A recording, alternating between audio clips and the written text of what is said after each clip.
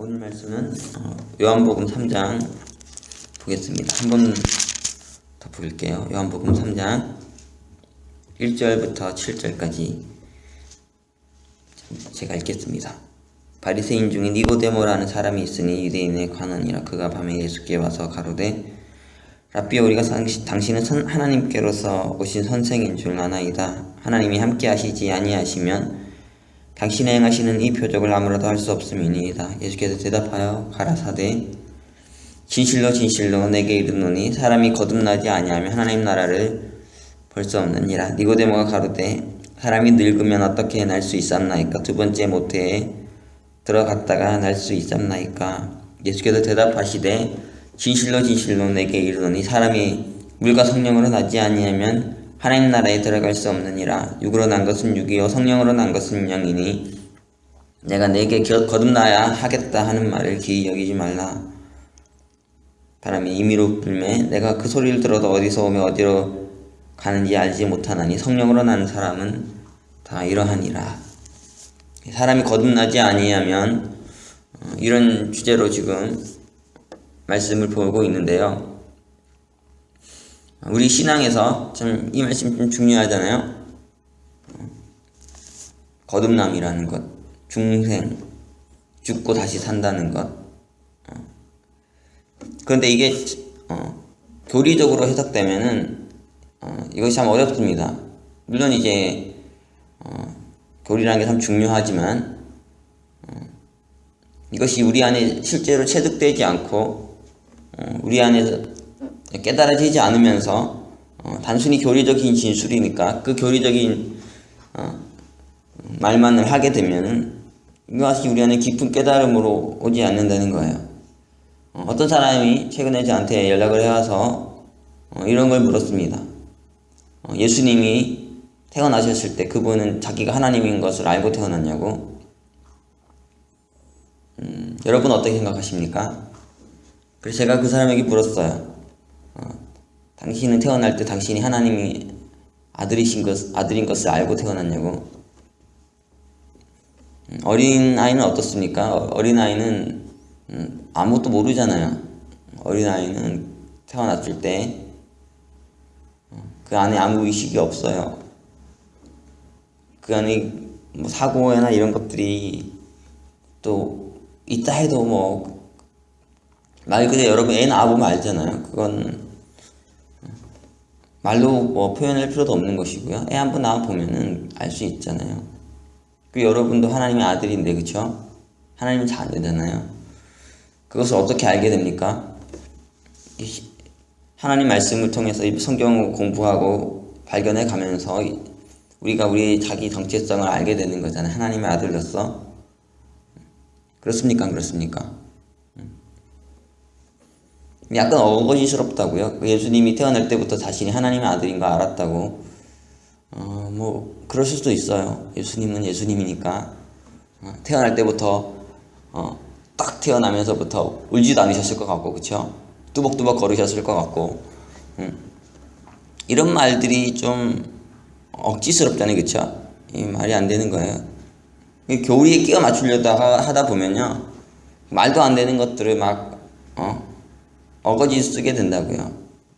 이 거듭남이라는 것도 막 그 어떤 우리 안에 실제적인 체험과 우리 안에 깨달아진 이런 진리가 아니라 막 어거지식으로 막 몰아붙이면은 오히려 더 어려워진다는 거죠. 막 이것을 너무 힘들게 해석한 사람들이 많아요. 거듭나야 되는, 죽고 다시 살아야 된다. 저는 이제 제일 쉬운 표현으로 바울을 딱 보면, 바울이 거듭났습니까? 안 났습니까? 사도 바울 거듭났잖아요, 그쵸? 거듭났는데 그 거듭나기 전과 거듭나기 후가 완전히 틀리잖아요. 거듭나기 전에는 원수였는데 거듭난 후에는 이 가장 충실한 복음의 증거자가 됐고 예수님은 그 하나님의 편에 서는 선자가 됐어요. 이거 완전히 절대적인 단절이 있잖아요, 그쵸? 절대적인 단절이 있다고. 이전의 삶과 이전의 존재와 죽고, 이전의 건 죽고 새로운 바울로 이렇게 다시 살아난 거잖아요. 같은 바울인데 완전히 다르다고요. 예수 만나고 구원받고 이걸 거듭남이라고 우리가 해석하게 될 때 너무나 클리어한 해석으로 우리 오게 된다는 거죠. 막 교리적으로 끼워 맞추면은 너무너무 어렵고 막 이상하게 억지 논리를 펴면서 막 설명하게 되는데, 바울이라는 존재를 딱 놓고 보세요. 거듭났습니까? 안 났습니까? 말할 필요도 없잖아요. 죽고 다시 산다는 게 아주 관념적이 들릴 수 있고 교리적으로 들릴 수 있는데, 실제적인 체험된 한 사람을 모델을 놓고 보면 이게 거듭남이구나, 이거를 딱 말로 표현하지 않아도 이걸 알 수 있다고요. 그런데 이런 신앙에서 정말 중요한 건 우리가 그 하나님의 말씀의 진리를 우리 삶으로 우리의 실제 삶을 통해서 깨달아 가는 것이잖아요. 논리랑 이성과는 이게 틀린 거예요. 막 외부적으로 관찰해 가지고 거듭남이라는 것에 대해서 뭐 과학자가 아니면 논리학자가 그걸 연구하고 바라보듯이 그렇게 하는 게 아니라, 실제로 자기가 거듭나 보면요, 그 거듭남에 대해서 나는 이렇게 거듭났어요, 이런 말을 할 수 있게 된다고요. 그런 부분에 대해서 설명하면서 거듭남이란 이런 것이고, 나는 거듭났습니다, 근데 이렇게 거듭났어요, 이렇게 다시 죽고 다시 살아났어요, 이런 말을 할 수 있게 되는데, 자기가 그 체험 안 하면은 이상한 논리를 갖다가 붙여가지고 자기도 모르는 얘기를 한다고요.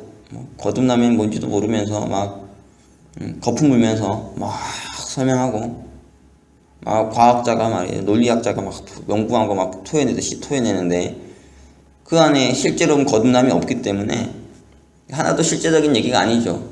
지가 지어낸 얘기고 만들어내는 얘기고 그렇게 된다고요. 정말 거듭난 사람은 알죠, 어떻게 하면 거듭나는지. 여러분 하나님의 아들입니까? 아닙니까? 아닌데요 목사님, 저는 모르겠는데요. 이러면 갈 길이 먼 거죠. 여러분 거듭나지 않은 거예요. 거듭난 사람은 알아야 내가 하나님의 아들이라는 걸. 그쵸? 하나님으로 말미암아 하나님 날 낳으셨잖아요. 성령께서 날 낳으셨잖아요. 알아요. 그래서 이걸 설명할 수 있다고요. 나는 이렇게 거듭났어요. 그런 관점에서 이 본문을 읽으면은 아주 쉽게 이해가 된다고요. 이게 니고데모처럼 이렇게 말이죠. 거듭난다는데 들어갔다가 다시 엄마 뱃속에서 태어나겠냐고. 2번 다시 들어갔다가 나올 수 있냐고. 이게 거듭남이 아니잖아요. 이 엄마 뱃속에 들어갔다고 사람이 달라지나? 똑같아요. 그 죄인이 죄인으로 있다가 엄마 뱃속에 다시 들어갔다 나오면은 의인이 되냐고요? 그렇지 않아요. 여러분도 지금 이렇게 인생을 살아가고 있는데 여러분이 엄마 뱃속에 들어갔다가 다시 나온다고 여러분의 인생이 달라지겠냐고요. 제가 어떤 사람들 보면은 막 죽었다가 이렇게 살아난 사람들이 있어요. 죽었다 다시 살아나는 사람들. 그 중에서 이렇게 정말 깊이 있게 자신의 죄를 깨닫고 많은 것들을 체험하고 변화돼서 새삼 사는 사람들도 있는데, 죽다 살아나가지고 다시 똑같이 못된 사람을 사는 사람들 많이 봤어요. 그 조용기 목자, 한국에 그분이 한 얘기 중에 어떤 얘기들이 있었다면, 한 사람이 이 병이 들려가지고 죽을 지경이 됐다고요. 죽을 지경이 됐는데 막 기도했는데 치유가 됐어요. 몸이 이렇게 살아난 거예요. 그래가지고 안 죽고 살아나게 됐는데, 이런 체험을 한 사람들 중에서 이제 정말 이후에 이제 나는 좀 하나님 나라를 위해서 하나님을 위해서 살아야 되겠다는 사람도 있죠. 근데 이 사람은 그렇지 않았어요. 그때는 이제 자기가 병이 치유됐으니까 막 좋아하고 그랬는데, 조금 시간이 지나면서 또 예전의 본성이 나오는 거예요. 그래가지고 다시 막 하나님 앞에 막 모독적인 말을 하고 그렇게 살다가 다시 병이 재발해서 죽었다는 거예요.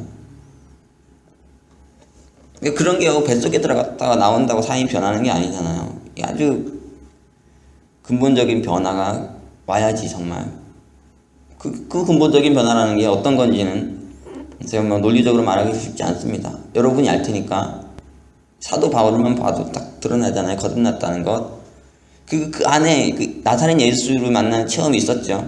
이 다메섹을 간 도중에 예수의 은혜, 예수의 사랑을 만나고 그 십자가를 체험하고 그로 인해서 완전히 사람이 근본적으로 뒤집어졌다고요. 사람이 참 변화된다는 게 쉽지가 않습니다. 사람이 그치? 결론적으로 뭐가 바뀌어야 됩니까? 마음이 변화돼야 되는 건데, 그렇죠? 한 사람이 변화되는 데 있어서 그 마음이 바뀌고 그게 생각이 변화되고 이것이 제일 핵심이죠. 이게 안 바뀌면은 그 사람은 늘 똑같다는 거야. 똑같은 죄 짓고 다시 엄마 뱃속에 들어와도 똑같은 죄 짓고 죽었다 다시 살아나도 똑같은 죄 짓고요. 그 마음이 변화돼야 되는 그것이 이 요한은 뭐냐면 성령으로 났다 그러는데 성령으로 났다는 건 이 마음이 새롭게 죽은 마음이 살아나는 거죠. 부패한 마음, 썩어 문드러진 마음, 이 마음이 다시 살아나서 회복되는 것. 우리 죽은 영이 말이죠. 영 이러면은 이게 또 어렵게 다가온다고요. 더 우리에게 심밀하게 다가오게 하자면 이 마음이라는 거예요. 마음이 살아나면 이 부패하고 죽은 마음이 다시 살아나면 이것으로 말미암아서 모든 게 변화돼서 새 존재가 된다는 거죠. 그렇게 본문을 읽으면 아주 쉽게 와닿죠. 우리 마음이 변화돼야 돼요. 그런데 이거는 인간의 힘으로 참 힘들다고. 인간의 능력으로 사람의 마음을 바꿔낼 수 없어요. 막 여러분 중에 막 어떤 사람은 막 도박에 빠진 사람도 있을 수 있고요, 그렇죠? 어떤 사람은 막 스포츠에 빠진 사람이 맨날 막 스포츠 뉴스 본다고 그런 사람도 있고, 어떤 사람은 막 게임 빠져가지고 게임에서 헤어나오지 못해가지고 막 하트 보내가지고 막 경쟁하고 막 이런 사람이 있어요. 스마트폰 게임 막 하고 끊고 싶어도 못 끊고, 어떤 사람은 막 음란한 거 보면서 막 끊고 싶은데도 못 끊겠다고. 그게 왜냐면 이 마음이 병들어서 그렇거든요. 인간의 마음이 그런 더 더러운 것들로 인해서 이게 부패해가지고 제대로 작동을 안 하는 거예요. 자꾸 끌리는 거예요. 마음이 끌려가지고 자꾸 막 이상한 거 보고 싶고 이상한 거 하고 싶고. 그러니까 행동을 억제 안 해도 되는 게 아니고, 뭐 도박이라는 건 팔 자르고 다리 잘라도 하게 된다고 하잖아요. 뭐 이게 끊을 수가 없는 거예요. 음란한 거 뭐 이런 거 보는 것도 끊을 수가 없죠. 이게 안 끊어진다고요. 왜냐? 외부적인 거 차단한다고 되는 게 아니니까. 이 마음이 변화돼야 되는데, 이 마음은 인간의 어떤 것으로도 변화될 수 없어. 인간의 힘과 능력을 의지로 바꿀 수 있으면 바꾸죠. 그래서 예수님이 말씀하시는 거 보면 성령으로 나야 된다. 성령이 없다 우리 안에 별제도 필요하다. 정말 그렇습니다. 사람이 변하는 게요, 이게 인간이 할 수 있는 게 있지만 인간이 도저히 못하는 게 있는 거예요. 이건 절대로 하나님이 주권이고 하나님 영역이에요. 성령이 없다라는 거는 절대적으로 하나님에게 있는 거죠. 그렇기 때문에 우리가 사역을 하면 하나님 말씀을 가르치지만 절대적으로 겸손할 수밖에 없는 거예요. 내가 할 수 있는 게 있지만 내가 못하는 게 있으니까. 이걸 알기 때문에 성령의 능력을 간과 하나님의 능력을 간과 그분이 주권과 그분의 통치 안에서 놀라운 일을 행해 주시기를 기도하고 소망할 수밖에 없는 거죠. 여러분도 그렇게 나가야 된다고요. 저도 제 과거를 돌아보면 예수를 믿게 됐는데 처음에는 제가 살던 곳에는 교회가 없었어요. 저는 산골에 살았기 때문에. 그래서 교회도 모르고 뭐 예수님도 모르고 신에 대한 관념은 있었죠. 물론 신에 대한 의식도 있었고, 하지만 이 뭐 예수나 뭐 성경 뭐 교회 이런 거는 알지도 못했던 사람이었어요.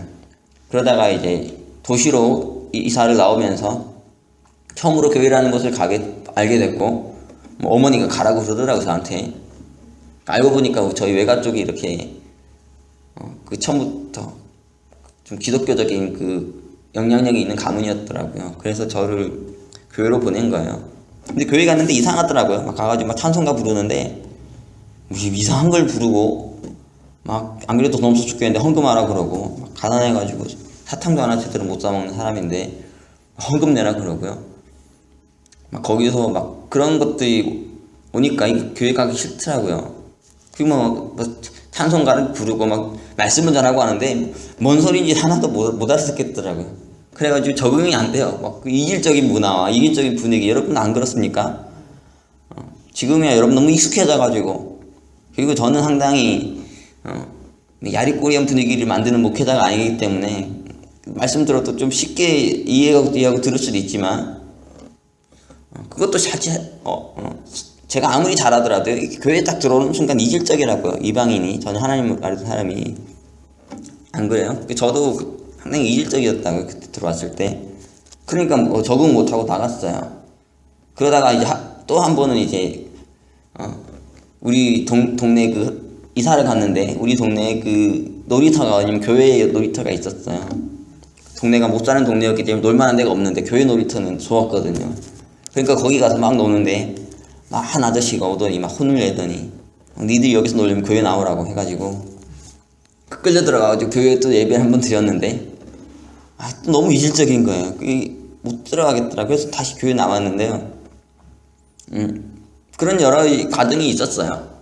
몇 번의 그런 하나님께서 교회를 가게 하시고 교회에 여러 말씀을 듣게 하시고 막 이런 교회 문화를 접하게 하시는. 그 매번 느꼈을 때 어떤 건 너무 이상하다는 거예요. 너무 이질적이고 뭐 이랬나. 그러다가 이제 대학교 가서 한 선교단체를 만나게 됐는데 막 저를 막 집요하게 끌어당기면서 막 예수 믿게 하려고 난리를 치더라고요. 정말 난리를 쳐가지고 막 맨날 막 기숙사 찾아오고 막 교실 옆에서 기다리고 있고요. 뭐 성경 공부하자면서 막 그리고 뭐 좀 교제하자면서 계속 오더라고요. 지겨울 정도로 막 스토커 같이 쫓아다녀가지고. 그런데 그렇게까지 지극정성을 들이니까 가게 되잖아요. 이 정도까지 하면은 사람이 안 무너질 수가 없거든요. 가게 된다고요. 가겠다고. 그래가지고 앉혀놓고 말씀을 가르치는데 진짜 어떤 님 하나도 안 깨달아지는 거 이렇게 말씀을 듣는데 이 벽에다 치는 것 같아요. 벽에다가. 그래가지고 그분이 절망을 하더라고요. 앉혀놓고 어떻게든 끌어당겨서 말씀을 전하면 들을 줄 알았는데 지금 이렇게 말씀을 청산유수처럼 잘하는 사람이 말이에요. 앉아가지고 그 사람이 저한테 말씀하는데 하나도 안 들리는 거예요. 그게. 그리고 깨달아지지도 않고 관심도 없어요. 그래가지고 그분이 그게 했던 말이 진짜 벽에다가 말씀 전하는 것 같았다고. 그리고 그때 제가 그 말씀을 공부하는 걸 본 장면, 말씀을 전하는 그 장면을 본 사람이 저한테 뭐라고 했냐면 나는 다른 사람은 다 예수 믿을 줄 알아서 너는 안 믿을 줄 알았다고 그러시더라고요. 그 정도로 뭐 일부러 제가 완악하게 하려고 했던 것도 아니고 뭐 안 들리더라고요. 안 들리고 안 깨달아지고 뭔 소리 하는지 모르겠고 막 그래가지고 앉아 있는데 그분도 딱 한번 가르치더니 이제 한계를 느낀 거야. 이거는 수준을 넘어갔다. 이거는 도저히 이거는 말씀 가르칠 수준도 아니고 예수 믿을 수준도 아니다. 그래가지고 이제 근데 제가 이제 그때 사실 참 어려운 인생의 시기를 지나고 있었던 때인데 맨날 술 마시고 인생의 의미를 찾지 못하고 괴로워하고 자기 인생에 대해서 회의를 가지면서 미래에 대해서 회의를 가지면서 그렇게 살고 있었던 때인데 하여튼 그때 하여튼 들려지지 않더라고요. 그래서 한 번은 이제 뭐 그런 여러 가지 많은 것들을 겪고 이제 집으로 내려갔는데 방학이어서 막 집에 가는데 뭐 가정이 완전히 이게 난리가 났더라고요. 뭐 상상할 수 없을 정도로 가정이 이렇게 어머니 형과 이 불화가 너무너무 극도에 달해가지고 그 얘기 듣는데 막 피가 거꾸로 솟더라고요. 이게 뭐 말하고 싶지 않습니다. 어떤 얘기인지는 여러분도 여러분의 가정에 불화가 있을 테니까 그렇죠? 충분히 그 끼워 맞추시면 대충 맞아 들어가요. 제 가족을 공개적으로 말해서 욕되게 하고 싶지는 않으니까. 그래가지고 제가 세상의 회의를 가지고 속세를 떠나버려야 되겠다고 해가지고 친구 집에 갔는데 제가 얘기했어요. 그 친구가 어머니가 비구니증이 있더라고요. 그래가지고 그 친구가 절에 들어가서 좀 한 달 있자고 그래가지고 절에까지 제가 올라가가지고 거기까지 들어갈 뻔했죠. 거기 들어갔는데 그 다음에 저한테 뭐라고 그때 이제 하나님의 부르심이었는지 알 수 없지만 하나님께서 저에게 어떤 깨달음을 주셔가지고 이것도 제가 얘기했습니다. 궁금한 분은 제 말씀 열심히 뒤져보세요. 그러면 나올 테니까. 그래가지고 다시 밑으로 내려왔는데 제 마음이 많이 변했어요. 그 신기하게 많이 변해가지고 그래서 저에게 이제 다시 지금 자가 오셔서 여러 가지 많은 얘기를 하시더라고요. 예수를 믿게 하려고 또. 그런데 그게 제 마음에 들어와요. 신기하게.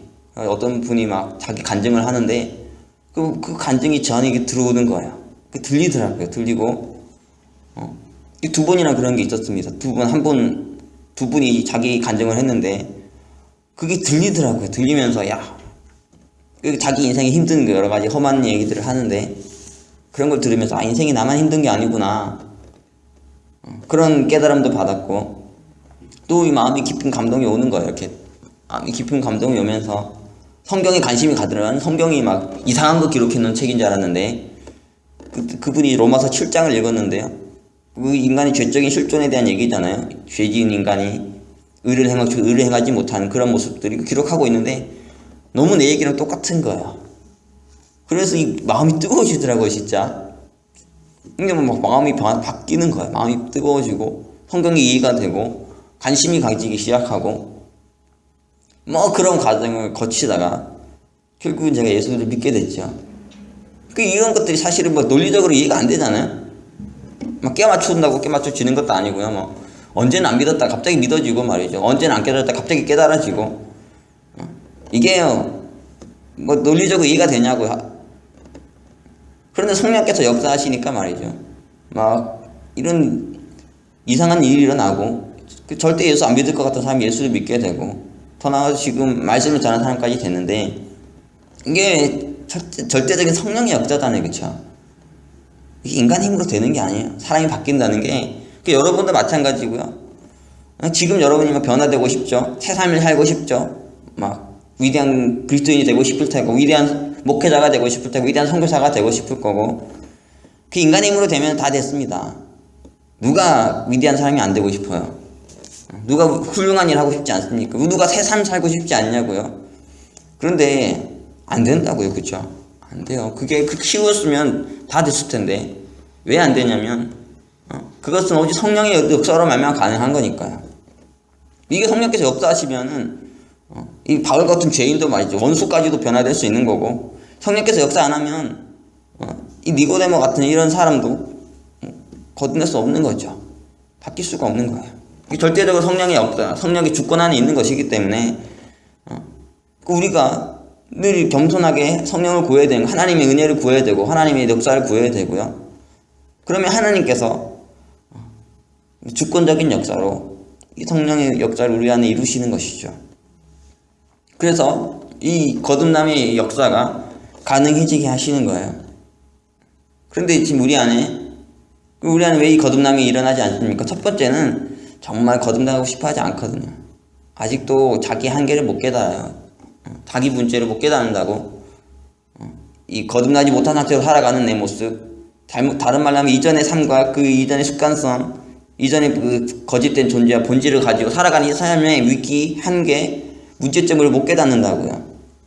못 깨달으니까 정말 변화되고 싶어 하지 않는 거, 새 사람 되고 싶어 하지 않는 거죠. 그럼 역사가 안 일어납니다. 정말 여러분이 정말 변화되기를 원한다면, 정말 새 사람 되기를 원한다면, 이것을 니고데모는 이렇게 말했어요. 하나님이 함께 하시는 사람으로 변화되고 싶어 하지 않는다면, 그래서 하나님의 행하시는 그 놀라운 표적이 내 삶에 나타나는, 하나님의 일이 내 안에 나타나는 이런 삶을 살기를 원하는 그 간절한 열망이 생기지 않는다면요, 거듭남은 없어요. 우리 안에 죽고 다시 사는 이 체험, 새 존재로 태어난 이 체험이 있을 수 없다는 거예요. 그리고 두 번째는 정말 간절해야 되지. 두 번째는 성령의 절대적인 역사를 갈망해야 돼요. 여러분이 겸손하게, 하나님께서 언제 이 일을 행할지 모른다고요. 제가 그래 전에 얘기했잖아요. 어떤 분이 제가 처음에 신앙했을 때 뜨거웠어요. 불신자였다가 그렇게 벽돌 같은 인간이었다가 갑자기 예수를 믿게 되니까 이런 사람 보통 뜨거워지잖아요. 불신자가 예수 믿으면은 불난리가 나죠. 불이 튀어 해가지고 옆에 있는 사람들도 오 아멘 아멘 나는 네 같은 인간 예수 믿을 줄 몰랐는데 하나님 살아계시 역사하시네. 이야 신기하다. 뜨거워지고 할렐루야 그러면서 너는 이제 대대로 이제 간증거리라고 해가지고 모임 있으면 저를 간증 강사를 세워가지고 간증하라고 그러고 써먹어요. 저도 막 뜨거웠고 그랬는데 한 조금 시간 가다 보니까 또 가슴이 식어져가지고 예전의 삶을 자꾸 돌아가려고 그러고 막 예수 믿었는데 막 변화된 게 없는 것 같다고 그러고 막 내 삶이 힘들고 고통스럽다고 그러고 저는 이제 저만 그런 줄 알았는데 이 출애굽 읽어보니까 그 출애굽 백성도 똑같더라고요. 그 슬럼프가 와요. 이렇게 은혜롭다가도 갑자기 뚝 떨어져 슬럼프가 오고 위기가 오죠. 바로 누구나 겪습니다. 그런 것. 그런데 그분이 저한테 그러는 거예요. 그분이 뭐 계속 저를 보고 이렇게 저는 한 방에 가겠구나 이렇게 생각하셨던 것 같아요. 그랬는데 드디어 온 거죠. 제게 그 위기가. 저한테 딱 한마디 하시더라고요. 하나님이 자기가 죄인인 걸 깨닫게 해달라는 기도는 직방으로 들으신다는 거야. 그 말은 야, 이 죄인아, 너 저 죄 좀 깨달아라. 네가 비록 예수 믿었지만 네 죄가 머리부터 발까지 가득하고 네가 그렇게 인생이 힘들고 지금 예수 믿고 나서도 고통스럽고 처음에 그 뜨거웠던 그 은혜가 다 사라진 게 이유가 뭔지 네가 죄인이라서 그렇다고. 이 말을 하고 싶으셨겠지만 차마 그 말을 못할 테니까 이렇게 부드럽게 얘기하시더라고요. 하나님께서 네가 죄인이라는 걸 깨닫게 해달라고 그렇게 간절히 기도하면 바로 들어주신다고. 근데 그 말이 막 두렵게 들리는 거예요. 그렇게 사람의 말이 아니라 이 하나님의 음성으로 들리는 거예요. 이 체험이 참 신기하죠. 그렇죠? 기도하라는 얘기로 들리더라고요. 이거 들어가서 하나님께 네 죄인인 걸 깨닫게 해달라고. 그날따라 막 그게 막 엄청난 이런 두려움으로 들어와서 한 번도 기도실 같은 들어가보지 않았던 제가 기도실에 가서 무릎을 탁 꿇는데 성령께서 바로 막 제 죄를 깨닫게 하시더라고요. 그래가지고 완전히 대성통곡했죠. 그거 뭐 인간이 이런 것들이 이게요. 인간의 힘으로 되는 겁니까? 저도요 나름 수준 있는 사람인데 나름 근사하게 살고 싶어하는 고상하게 살고 싶어하는 사람인데요. 이게 인간적으로 그렇게 되는 게 아니잖아요. 성령의 절대적인 주권이 있고 역사가 있는 거예요. 내 힘으로 할 수 없는. 그러나 내가 정말 하나님의 무릎으로 나아갈 때 정말 변화되고 새 사람 되고 싶다고 나아갈 때 내가 정말 죽고 다시 살고 싶다고 변화되고 싶다고 성령의 능력을 드러내는 사람 되고 싶다고 이렇게 해서 주님께 나아갈 때 놀라운 역사라면 절대적인 주권으로 강권적인 역사를 하나님께서 우리에게 역사하신다고요. 지금 이 말씀 제가 전하는 말씀도 여러분에게 아주 두렵고 떨림으로 들어온 사람이 있을 텐데 이건 성령의 때가 온 거예요. 이게 안 들리면요 아직 때가 안 된 거지. 좀 더 고생해야 되고요. 좀 더 가야 되는 거예요. 저도 마찬가지고 저도 뭐 수많은 인생에서 이런 경험들이 있어요. 하나님께서 역사하실 때 나를 바꾸실 때 나를 변화시키실 때 새로운 단계로 업그레이드 시키실 때 막 이런 것들을 많이 겪으면서 지금까지 온 것 같은데 사람이 할 수 있는 게 있지만 못하는 게 있는데요. 마음은 못 바꿉니다. 인간의 마음은 변화시킬 수 없어요. 변화되고자 하는 마음, 새 사람 되고자 하는 마음, 죽고 다시 살고자 하는 이 마음 인간이 가질 수 있는 게 아니고요. 하나님이 주시는 마음이고 성령이 주시는 마음이고 또 정말 우리가 근본적으로 변화되고 새 사람 되는 이 역사, 성령의 역사 이것도 내가 컨트롤할 수 있는 게 아니라 하나님이 선물처럼 우리에게 주시는 역사입니다. 저는 여러분이 이런 성령의 역사를 갈망하게 되시길 원합니다. 저는 우리 교회가 어떻게 성장할 건가 저는 이제 우리 교회 성장한다는 비전을 봤습니다. 이미 확신을 가졌어요. 왜냐하면 제가 몇 번 얘기했는데 이 교회에서 제가 사역을 하는데 늘 성령의 징조를 구하죠. 하나님 이 성령의 역사가 일어나겠습니까? 안 일어나겠습니까? 근데 저는 이제 예배에 목숨을 거는 목회자니까요. 정말 예배에 목숨을 건다는 건 뭐냐? 예배 잘 드리겠다는 게 아니에요. 단순히 예배 근사하게 준비해가지고 막 사람들이 보기 화려하게 드리겠다 이게 아니라 하나님 앞에 참된 예배자로 서겠다는 거야. 하나님 앞에 진실된 예배자로 서겠다. 그래서 사람들이 많고 작고에 관심이 있는 게 아니라 내가 정말 하나님을 예배하는 자가 되겠다는 내가 하나님 앞에 신령과 진정으로 예배 그래서 아침 예배 때도 그렇지만 뭐 주일 예배 때도 맨날 요한복음 4장 읽으면서 말이야 하나님께 예배하는 자는 신령과 진정으로 늘 이걸 읽는데요. 뭐 지겹다고 좀 그만 좀 읽으라고 하시겠지만 저는 이것이 너무 사모가 되기 때문에 읽는 거예요. 정말 신령과 진정으로 예배하는 자가 되겠다고 나는 참으로 예배 드리는 자가 되겠다. 그 갈망이 있어요. 그래서 막 그 예배를 드리는데 제가 막 어느 순간부터 정말 이 참된 예배자로 서는 이 체험을 하는 거죠. 그리고 저 안에서만 그치는 게 아니라 막 성도들에게 변화가 오는 거예요. 그래가지고 제가 한 번도 어떤 분한테 막 이거 해주세요 저거 해주세요 한 적이 없는데 갑자기 어느 분이 목사님 교회에 기사를 제가 쓰겠습니다. 저한테 부탁할 게 있으면 부탁하세요. 항상 제가 기사 써줄 테니까. 근데 이게 제가 부탁했으면 모르겠지만 제가 한 게 아닌데 하나님께서 마음을 움직이시는 거죠. 그렇죠? 마음 움직여가지고 기사도 쓰겠다고. 어떤 분은 제가 막 일하고 있는데 지금 이제 목회하고 싶다고 하나님의 일을 하고 싶다고 막 이러고 찾아오고 뭐 이런 일이 막 일어나는 거예요.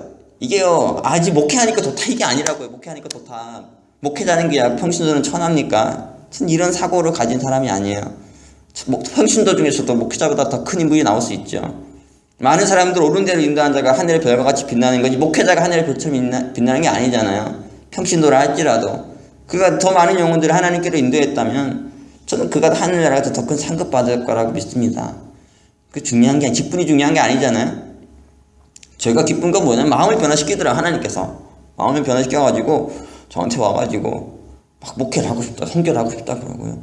막 이런 얘기를 하는데 정말 기쁜 거예요. 이게 왜 기쁘냐면 그 사람이 막 그런 말 해서가 아니라 성령께서 역사하기 시작하시니까 마음을 막 움직이시고 막 이러면서 막 변화가 오는 거죠.